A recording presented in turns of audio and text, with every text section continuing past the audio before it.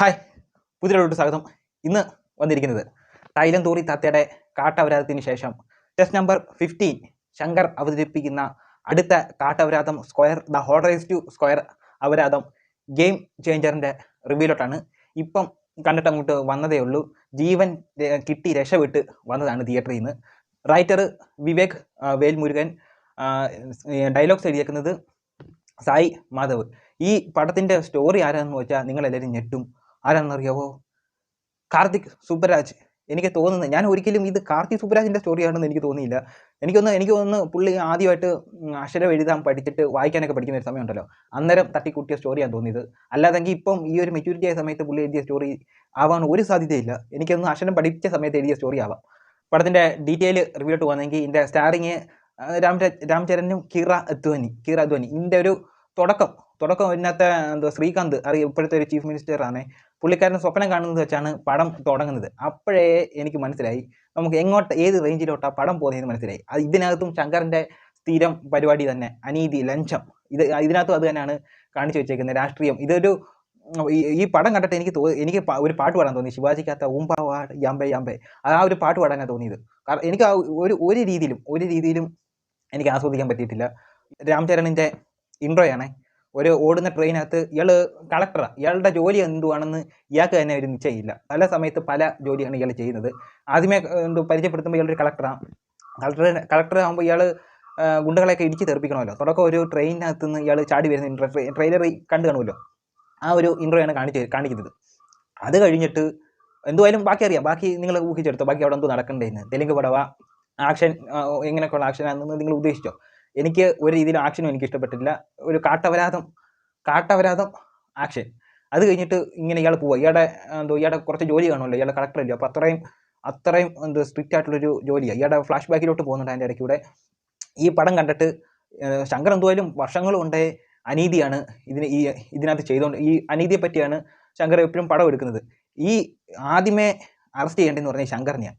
ഇത്രയും വലിയ അനീതി നിങ്ങളാണ് ഇത്രയും വലിയ അനീതി കാണിക്കുന്നത്. കാരണം ഇതുപോലൊരു കാട്ടവരാതം എടുത്തിട്ട് ജനങ്ങളെ ദ്രോഹിക്കുകയാണ് നിങ്ങൾ ചെയ്യുന്നത്. എന്നുവെച്ചാൽ ഇതിൻ്റെ പ്രൊഡ്യൂസർ എന്ന് പറഞ്ഞാൽ ദിൽരാജു എന്ന് പറഞ്ഞാൽ ദിൽരാജു തെലുങ്കിലെ വലിയൊരു പ്രൊഡ്യൂസർ തന്നെ. എനിക്ക് തോന്നുന്നു ഇയാൾക്ക് കുഴൽപ്പണം കടത്തൽ വല്ലതും ഉണ്ടെന്ന് തോന്നുന്നു. അല്ലെങ്കിൽ ഇതേപോലൊരു പടത്തിന് ചുമ്മാതെ പൈസ ചിലവാക്കേണ്ട ആവശ്യം എന്തുവാണെന്ന് എനിക്ക് മനസ്സിലാവുന്നില്ല. ഇത് പൈസ എടുത്ത് വാരി എറിഞ്ഞിട്ടുണ്ടെന്ന് അതിനകത്ത് സോങ്ങിനകത്ത് മാത്രം ഈ പടത്തിൻ്റെ സോങ്ങിന് മാത്രം എനിക്ക് 100 കോടി അടുപ്പിച്ച് ബഡ്ജറ്റായിരുന്നു ഏതോ ഒരു ഇതിനകത്ത് കേട്ടത്. അപ്പോൾ എന്തുവായാലും കണക്കിൽ കൊള്ളാത്ത പൈസ ഉണ്ടെങ്കിൽ അത് വെളുപ്പിക്കാൻ വേണ്ടി ഇതുപോലത്തെ പടം എടുക്കുന്നതെന്നാണ് എനിക്ക് തോന്നുന്നത്. അല്ലെങ്കിൽ സ്വന്തമായിട്ട് ഉണ്ടാക്കിയ പൈസയൊക്കെ ആണെങ്കിൽ ചിലവാക്കാനും ഒരു മടി കാണത്തില്ലയോ? ഇവരെയൊക്കെ ആദ്യം അറസ്റ്റ് ചെയ്യേണ്ടത്, ഈ ശങ്കറിനെയും ഈ ദിൽരാജുവിനെയും. ഈ കീറ അദ്വാനിയെ കാണിക്കുന്നുണ്ട്.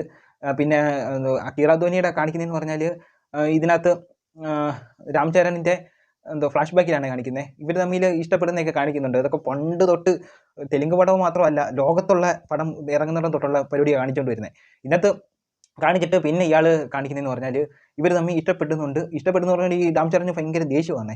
ദേഷ്യം വെച്ചിട്ട് ഇയാൾ നല്ലോണം പ്രതികരിക്കും. അത് അവർക്ക് ഇഷ്ടമല്ല. അവർക്ക് കീറ അദ്വാനി പറയും, നിങ്ങളുടെ ദേഷ്യം പോയി കളക്ടർ ആവാൻ പറയും. IPS ആവുന്നത് എനിക്കിഷ്ടമല്ല. അപ്പോൾ ഇയാൾ ആദ്യം പോയി IPS എടുക്കുമ്പോൾ ഇവർ തമ്മിൽ മാറും. ബാക്കിയൊക്കെ നിങ്ങൾ ഊഹിച്ചോ, എന്ത് വരുന്നതെന്ന് വെച്ചാൽ ഊഹിച്ചോ. അത് കഴിഞ്ഞിട്ട് പിന്നെ ജയറാം വരുന്നുണ്ട്. കോമാളി ആക്ടർ, നല്ലൊരു കോമാളി ആക്ടർ ആയിട്ടുണ്ട്. മിസ്റ്റർ ജയറാം എന്ന് പറഞ്ഞാൽ, ജയറാം നിങ്ങളുടെ തന്നെ വില കൊണ്ടുപോയി കളയുക. കാരണം ഇതേപോലത്തെ ഒരു വെറും ബഫൂണായിട്ടാണ് നിങ്ങളെ ഇപ്പം മലയാളികൾ കാണുന്നത്. പിന്നെ അടുത്ത വില്ലനായിട്ട് വന്നേക്കെന്ന് പറഞ്ഞാൽ SJ സൂര്യ എന്ന് പറഞ്ഞാൽ വില്ലൻ ക്യാരക്ടർ നല്ലോണം ചെയ്യും. പക്ഷേ ഇപ്പോൾ ഇതിനകത്തും പുള്ളിക്ക് ഒരു മാറ്റമില്ല. പണ്ട് ചെയ്ത ഒരു വില്ലൻ ക്യാരക്ടർ ഉണ്ടല്ലോ, ആ ഒരു ആറ്റിറ്റ്യൂഡ് തന്നെ പിടിച്ച പുള്ളി അവിടെ കിടന്ന് അലറിക്കൊണ്ട് നടക്കുന്നുണ്ട്. ആ ഒരു ആറ്റിറ്റ്യൂഡ് തന്നെ വെച്ചാൽ, പ്രത്യേകിച്ച് ഇടയ്ക്കിടയ്ക്കൊക്കെ ഇതിനകത്ത് മഹേഷ് ബാബുവിൻ്റെ ഒരു പടം ഉണ്ടായിരുന്നല്ലോ, അതിനകത്തെ ഒരു ആറ്റിറ്റ്യൂഡൊക്കെ ആയി വരുന്നുണ്ട്. കറക്റ്റ് ഒരു സൈക്കോ ക്യാരക്ടറായിട്ട് കാണിക്കുന്ന അതേ പരിപാടി തന്നെ. പിന്നെ അങ്ങോട്ട് പോകുമ്പോൾ മറ്റേ ശ്രീകാന്ത് വടിയാവുമ്പം പിന്നെ എന്തുവായാലും കഥ എന്തുവായാലും അറിയാമല്ലോ. എൻ്റെ കഥ ട്രെയിലർ കണ്ടപ്പോൾ അറിയാമല്ലോ, ഇയാൾ ചീഫ് മിനിസ്റ്റർ ആവുന്നതൊക്കെ ഒരു സ്റ്റോറിയാണ് കാണുന്നത്. ഇതിന് മുമ്പ് ശങ്കർ തന്നെ ഈ ഒരു ക്യാരക്ടർ തന്നെ എടുത്തു വെച്ചിട്ടുണ്ട്, മുതൽവൻ എന്ന് പറയുന്ന പടത്തിൽ. മുതൽവൻ എന്ത് നല്ലോണം ശങ്കർ എടുത്തു വെച്ചേക്കുന്നത്. ആ ഒരു സ്റ്റോറി കുറച്ച് പൈസ പൊടിച്ച് കളഞ്ഞ് ഇതിനകത്ത് ചിലവാക്കി വെച്ചിട്ടുണ്ട്. സെക്കൻഡ് ഹാഫ് എന്ന് പറയുമ്പോൾ പിന്നെ സുനിൽ കാണിക്കുന്നുണ്ട്. സുനിൽ എന്ന് പറഞ്ഞാൽ ഒരു സൈഡ് നടന്ന് ഇങ്ങനെ വരുന്നതൊക്കെ കറക്റ്റ് കോമഡി കാണിച്ചു വെച്ചേക്കുക. സത്യം പറഞ്ഞാൽ വെറുപ്പിച്ചിട്ടുണ്ട് ഈ ജയറാം. ഈ സുനിൽ പിന്നെ വേറെ ഒരു അവതാരമുണ്ട്, രാംചരണിൻ്റെ അമ്മയായിട്ട് അഭിനയിച്ച, അവർ ഇതേപോലെ ഇങ്ങനെ ഇരിപ്പുണ്ട്. നോക്കത്തില്ല കേട്ടോ, നോക്കാത്ത, അത് പണ്ടത്തെ എന്തോ ഒരു വിഷയം വെച്ചാൽ നോക്കാത്തത്. അങ്ങനെ ഇത് എല്ലാം കൂടി എന്തോ കീറ അദ്വാനി എല്ലാവരുടെ ഹാർപ്പിക്കിൻ്റെ പരസ്യത്തിനകത്ത് കുറേ അണുക്കൾ കാണിക്കുന്നുണ്ടല്ലോ, അതേപോലെ കുറേ അണുക്കളെ എടുത്ത് ഉണ്ടാക്കി വെച്ച ഒരു അപരാധമായിട്ടാണ് എനിക്ക് ഈ ഗെയിം ചേഞ്ചർ തോന്നിയത്. സെക്കൻഡ് ഹാഫ് ഒന്നും എനിക്ക് സെക്കൻഡ് ഹാഫ് ഭയങ്കര ലാഗായിട്ടാണ് തോന്നിയത്. ലാഗടിച്ചിട്ട് അവസാനം ഫോൺ എടുത്ത് ഇങ്ങനെ നോക്കി എങ്ങനെയെങ്കിലും തീരെ എന്നും പറഞ്ഞുകൊണ്ടിരിക്കുമായിരുന്നു. ഒരു രീതിയിലും. പിന്നെ തമൻ്റെ മ്യൂസിക്കും കൊള്ളത്തില്ല. മ്യൂസിക്കിനകത്തൊക്കെ ഞാൻ പറഞ്ഞില്ലോ 4-5 പാട്ടുണ്ട്, അതിനകത്ത് നല്ലോണം പൈസ പൊടിച്ചിട്ടുണ്ട്, അത് അറിയാനുണ്ട്.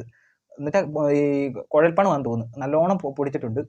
പിന്നെ ഞാൻ അവസാനം ഡയറക്ടർ ബൈ ശങ്കർ എന്ന് എഴുതി കാണിക്കുമ്പോഴേ ഞാൻ ഇറങ്ങിപ്പോയിരുന്നു. കാരണം എനിക്ക് ഇനി കാണണമെന്ന് താല്പര്യമില്ല. ഞാൻ ഇൻ്റർവെല് കഴിഞ്ഞിട്ട് ഇറങ്ങി പോരണമെന്ന് വിചാരിച്ചിരുന്നായിരുന്നു. 150 രൂപ കൊടുത്ത് ടിക്കറ്റ് എടുത്തതാണ്. വെളിയിലൊക്കെ ഭയങ്കര ചൂടാണ്. ഞാൻ വിചാരിച്ച് കുറച്ച് നേരം കൂടെ കാറ്റ് കൊണ്ടിട്ട് ഇറങ്ങി വരാമെന്ന് വിചാരിച്ചാൽ കയറിയിരുന്ന് ബാക്കിയും കൂടെ ഒന്ന് നോക്കിയെന്ന് പറഞ്ഞാൽ എനിക്ക് സത്യം പറഞ്ഞാൽ തുടക്കം തൊട്ടേ അവരതൊന്നും മനസ്സിലായി. ഇങ്ങനൊന്നും പടം എടുത്ത് ശങ്കർ ജനങ്ങളെ ബുദ്ധിമുട്ടിക്കില്ല. നിങ്ങൾ ചെയ്യുന്ന അനീതിയുടെ അത്രയും ബാക്കിയുള്ളവർ ചെയ്തിട്ടില്ല. നിങ്ങളിപ്പം കാണിക്കുന്നതാണ് കറക്റ്റ് അനീതി, ജനങ്ങളെ ദ്രോഹിക്കുക. കാരണം ഇതുപോലെ പാവം പിടിച്ചവരുണ്ടാക്കുന്ന പൈസ ചുളിവിൽ കൂടെ ഇങ്ങനെ പിഴിഞ്ഞെടുക്കുന്ന നിങ്ങളെപ്പോലുള്ള ഫിലിം മേക്കറൊക്കെ എടുത്ത് ഔട്ടാക്കി കളയണം. അതാണ് വേണ്ടത്. ഈ ഒരു പടം കണ്ടിരിക്കാൻ പറ്റത്തില്ല. 2 മണിക്കൂർ ഇരുന്ന് ചന്തി കഴിച്ചതാണ് ഈ മെച്ചമെന്ന് പറയാം. അത്രയ്ക്കും ബോറ് പടം. എല്ലാം നല്ല പടങ്ങൾ കാണുമ്പം നമുക്ക് ഇടയ്ക്കിടയ്ക്കൊക്കെ പന്ന ഭാഗങ്ങൾ വരും. ഇത് അങ്ങനല്ല. ഇതിനകത്ത് എവിടെയെങ്കിലും ഇച്ചിരി നല്ലതുണ്ടോ എന്ന് നോക്കുമായിരുന്നു. ഒരു ഭാഗവും തോന്നിയിട്ടില്ല. കാട്ടപരാധം പടം ഈ വർഷത്തെ ആദ്യത്തെ ആറ്റം ബോംബ് പടമായിട്ടാണ് ഗെയിം ചേഞ്ചർ എനിക്ക് തോന്നിയത്. അപ്പോൾ ഇത്രയേ ഉള്ളൂ. അടുത്തൊരു വീഡിയോ വരുന്നവരെ ബൈ.